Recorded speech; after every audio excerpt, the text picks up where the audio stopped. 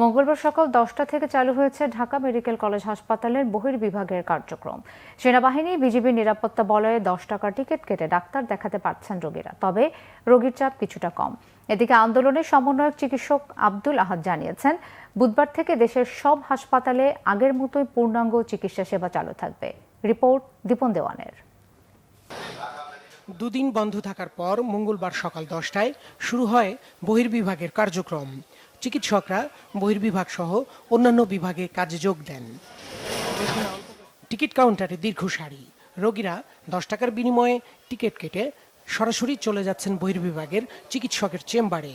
Medicine, চক্ষু, gynae সহ বিভিন্ন বিভাগের চিকিৎসকরা দেখছেন রোগী। ঢাকা মেডিকেলের আউটডোরে প্রতিদিন সেবা নেন 4 থেকে 5,000 রোগী। ডাক্তার পাইছি তো। হ্যাঁ, দেখছে আগে পরীক্ষা দিয়ে দিয়েছেন, পরীক্ষার রিপোর্ট দেখছে। আমাদের সকলের সরকারের উচিত যে এখানে যে কোনো সমস্যা হলে এটা সাথে সাথে সমাধানের চেষ্টা করা, না হয়তো একটা রোগী যখন মারাও যাইতে পারে। অনেকগুলি রোগ, কোনো পরীক্ষা কিছুই দেয় নাই, শুধু একটা গ্যাস্ট্রিকের ওষুধ লিখে দিয়ে দিয়েছে। কি সেবা পাইলাম?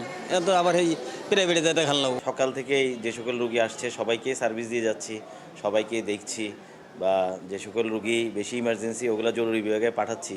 তো বলা যায় আজকে থেকে আমাদের বহির্বিভাগ যে মোটামুটি সচল হিসাবে আছে আর কি।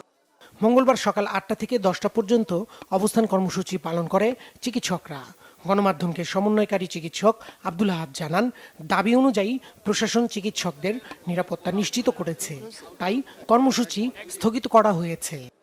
স্বাস্থ্য পুলিশের ব্যবস্থা করার জন্য বাংলাদেশের সকল হাসপাতালে, সেটা একটু সময় সাপেক্ষ, সেই জন্য উনি একটু সময় নিয়েছেন। সুরক্ষা আইন বিগত সরকারের আমলে শুরু হয়েছে, এটাকে একটু চেঞ্জ করতে হবে, হয়তো রিভিউ করার দরকার। তো সেটাও উনি বলেছেন যে এটাও একটু, যেহেতু আইনের বিষয় একটু সময় সাপেক্ষ, সেই জন্য উনি একটু সময় নিয়েছেন, কিন্তু উনি নিজেও চান যে এটা হোক। উপদেষ্টা মহোদয়রাও একটু সময় চেয়েছেন, আমরা আশ্বস্ত, এবং আমরা আপনাদের মাধ্যমে আমরা তাদের কাছ থেকে একটা জাস্ট ভিজিবল একটা অগ্রগতি আমরা দেখতে চাই, এবং আমরা আগামীকালকে থেকেই পুরোপুরি সবকিছু স্বাভাবিক কার্যক্রমে ফিরে যেতে চাই।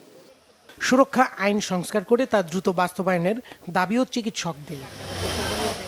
দীপন দেওয়ান, বাংলা ভিশন, ঢাকা।